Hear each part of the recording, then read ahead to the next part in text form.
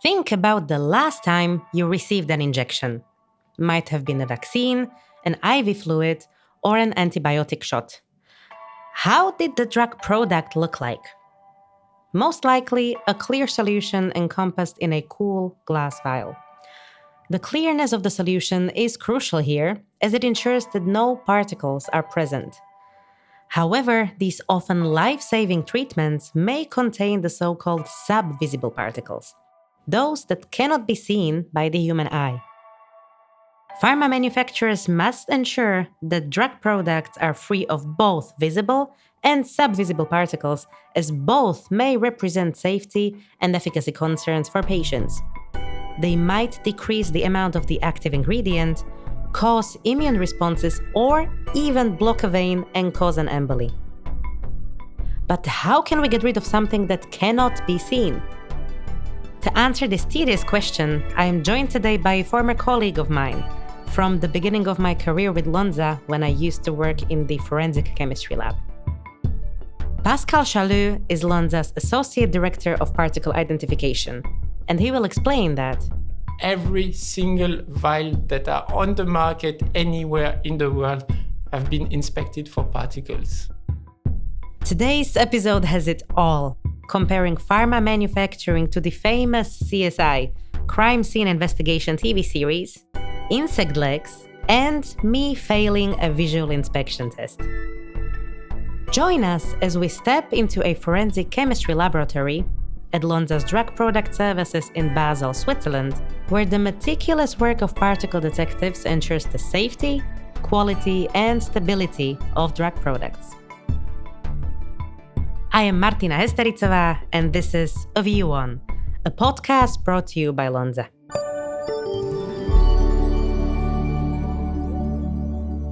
Hi, Pascal. Thanks so much for joining me at the recording studio today. Thank you very much for inviting me for recording.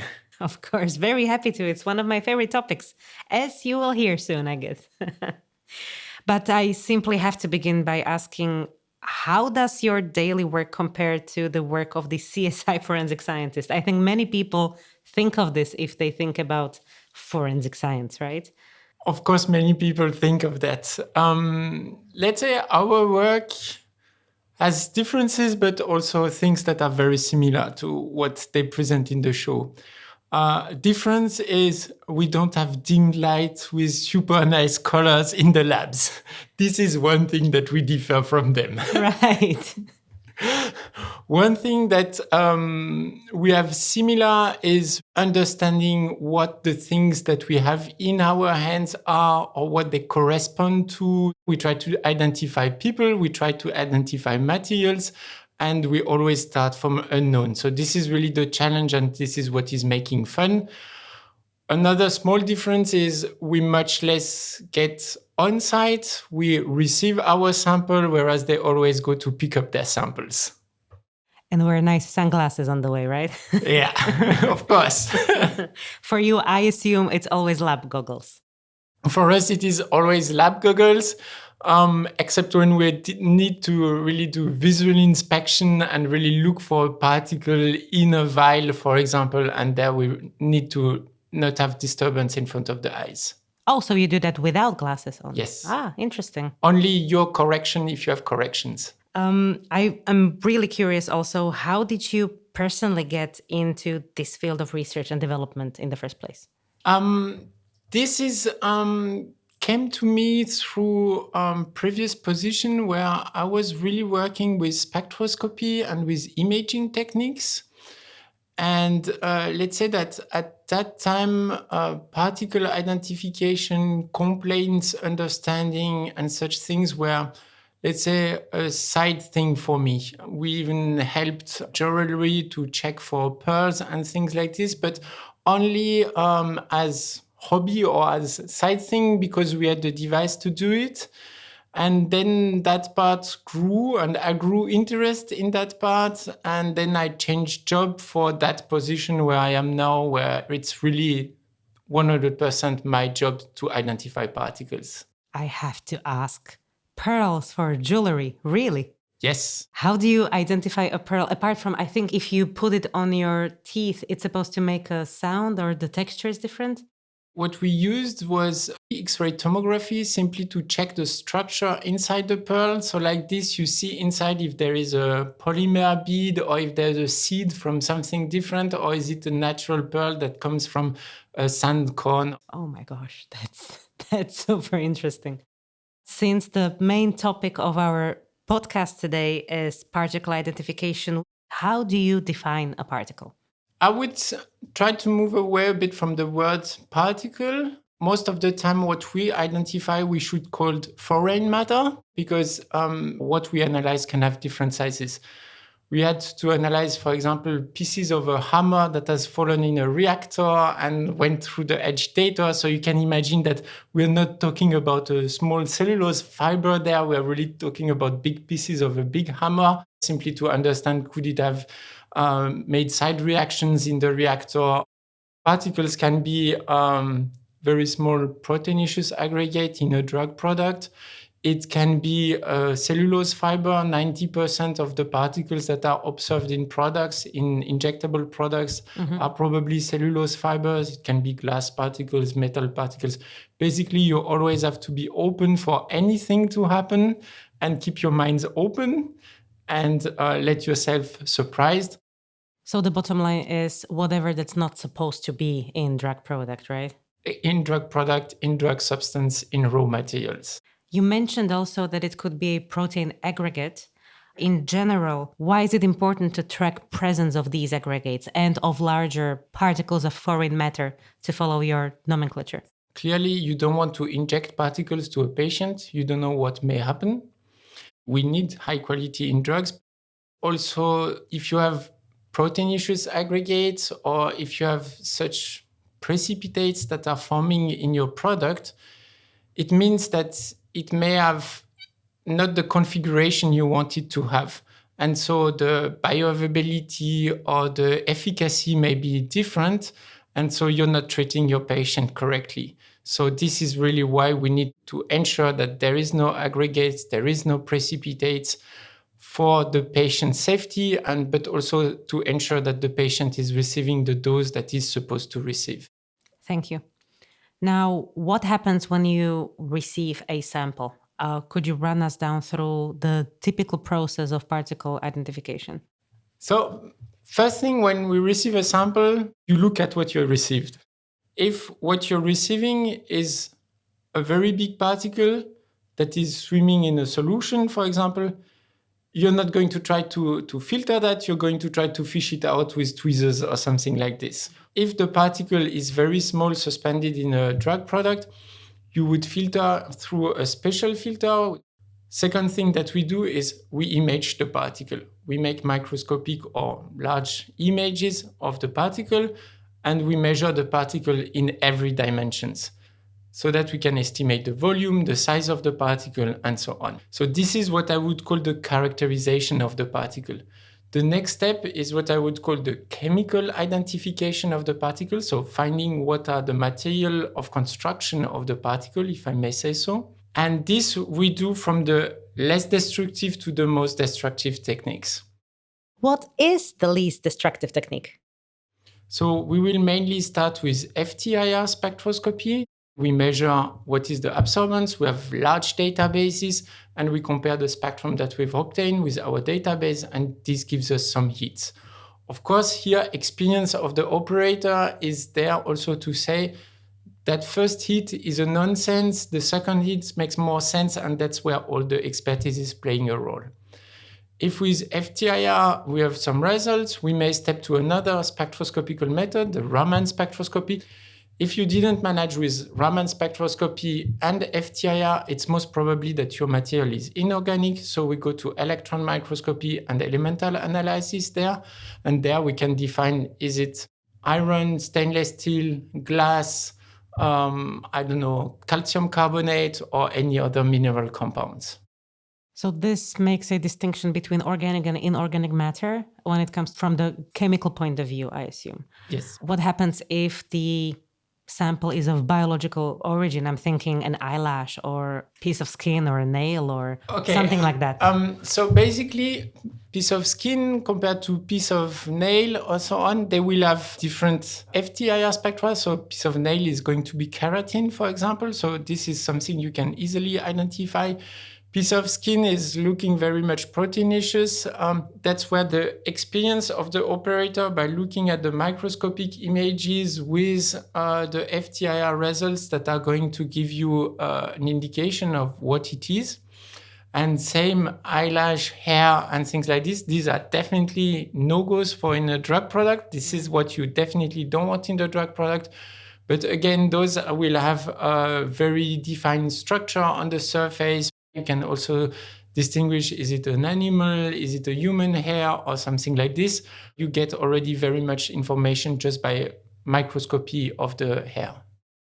What we've discussed so far are particles that are visible to the human eye. What happens if a drug product or a drug substance contains a particle that is not visible by the human eye? There is some techniques to characterize what we call subvisible particle is the right term. And those techniques are mainly for counting those subvisible particles. There is limits in the pharmacopoeia that specify how many you're allowed to have in your drug product.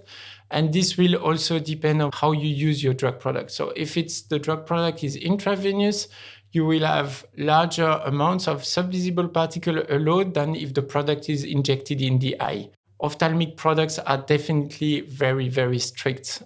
But how do you count subvisible particles in the first place? So here we mainly count them via optical techniques. They bring shadow in front of the detector and you count the number of shadows. And if you want to go further in characterization of those subvisible particles, we also have a technique that is called flow imaging. And this will take photos of every single subvisible particle that are passing in front of a detector. You can imagine it's like a camera. And then we sort out all those images to count the particles, to analyze the shape of the particle. When you have the expertise, it gives an indication of what nature can be those particles. What are the implications of particle analysis for the pharmaceutical industry? Now, I mean both visible and subvisible, beyond ensuring quality. We have to be aware we are in a very regulated environment. And if we look over the last few years, around 1/3 of the pharmaceutical products that have been recalled from the markets are due to particle. That's crazy. Yes. Okay. Oh my. So 1/3 of the recalls are from particles. So definitely it is a big subject. It is a big interest of the pharmaceutical companies to control particles. They don't just produce and check at the end. They put a lot of efforts all along the development to understand where those particles can come from, how can we reduce the level of particles in the products, and so on. There's daily tracking for each batch. I'd like to now pause and just mention that this particular topic, particle identification, is relevant basically to every single topic we have covered on this podcast so far. This stretches across CAR-T therapies, even exosomes, ADCs. Tablets, yes, it's really everything. Capsules, I assume as well, right? Capsules, of course. If we think of, for example, products like cell therapies, where you produce a drug especially for one patient, what we call autologous products.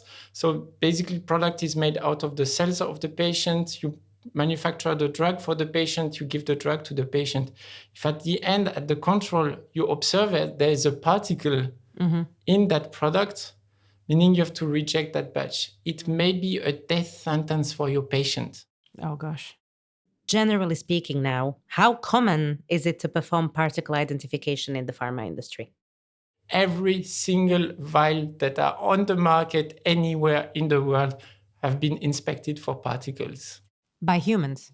Not always by humans. It can be machines, but machines that have proved to perform as good as humans.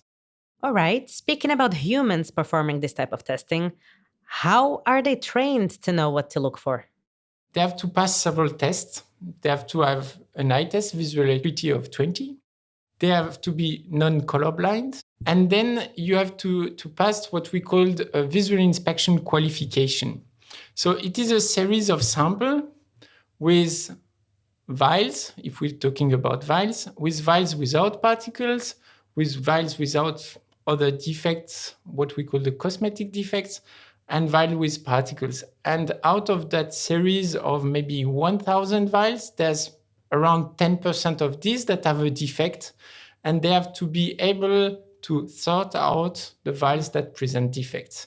If they fail, they may repass the test, they may retrain, and so on, but they have to pass that test of detecting particle.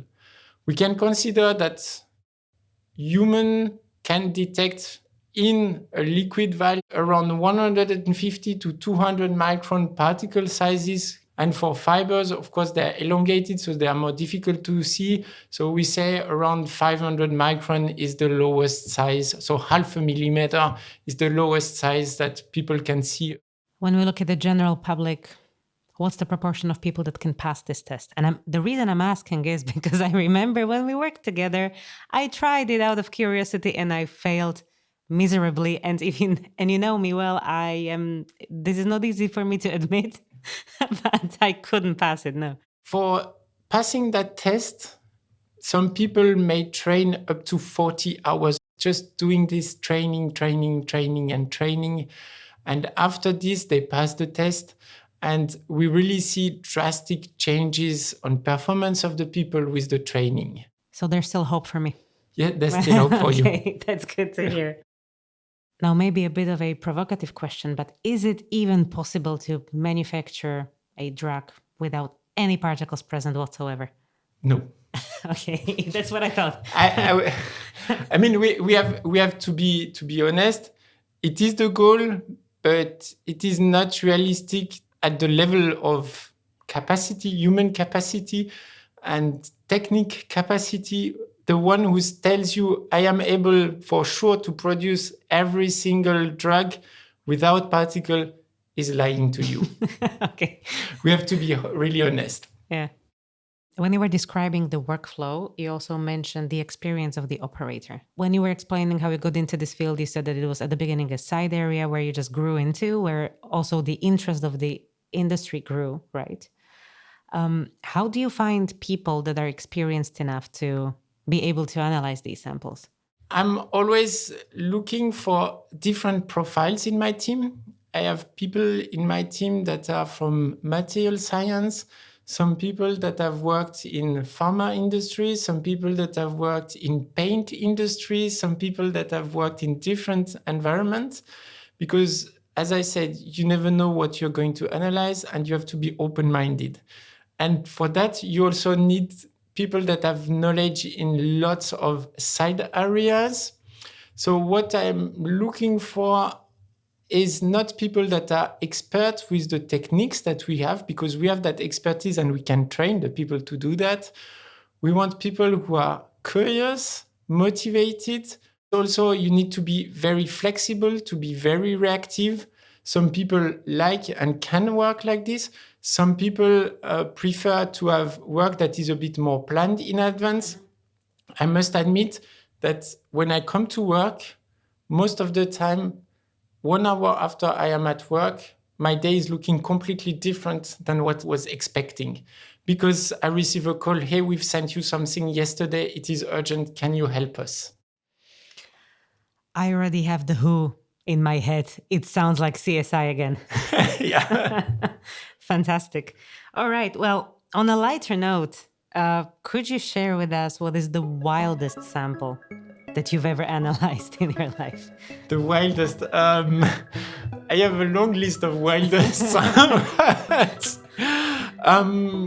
Let's say the most unwanted, or one of the most unwanted, are probably insects or insect parts. I have been confronted several times with insect parts, and at the very beginning, when I joined Lonza, I've been faced with one of those insect parts, and this went very far. It really went, it's typical CSI, to relate to your question, it's really typical CSI because we basically made images, our classical spectroscopy, so we saw that it was an insect leg. We made FTIR spectroscopy, we saw it was keratin, so exoskeleton and something.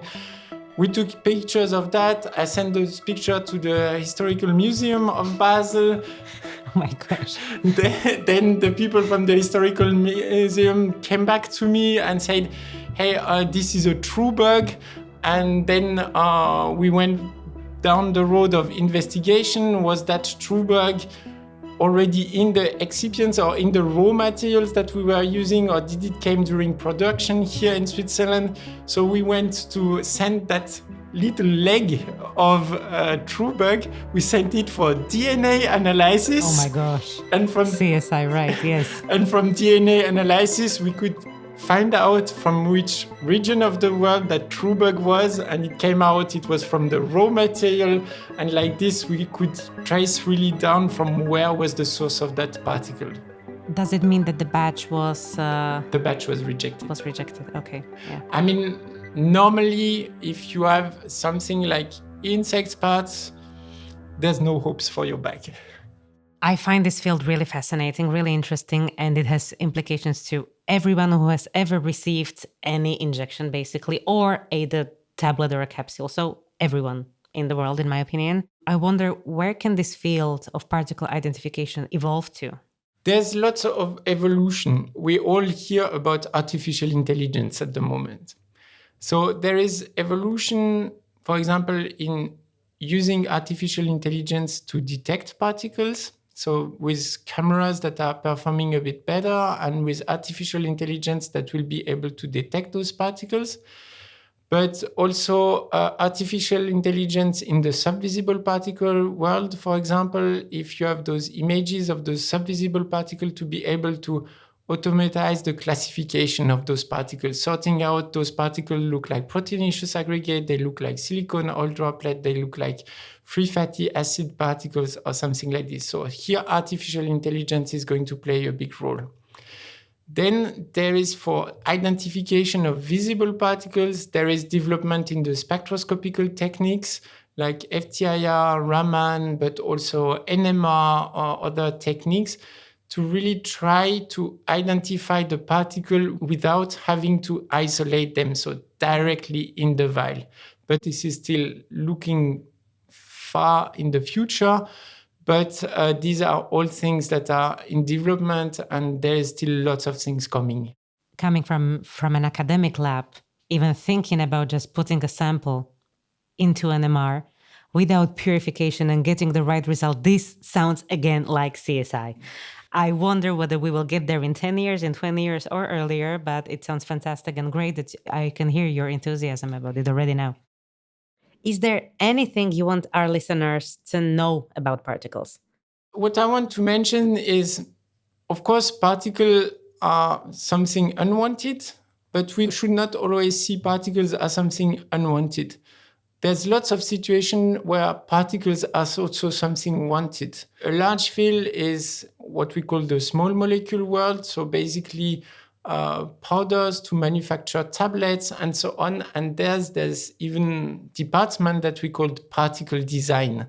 And this is where you choose the crystal size of your API, you choose the particles of your excipients to have a homogeneous blend and so on. And these are also particles. They are particles that need a lot of engineering, a lot of interest, and that are very, very important.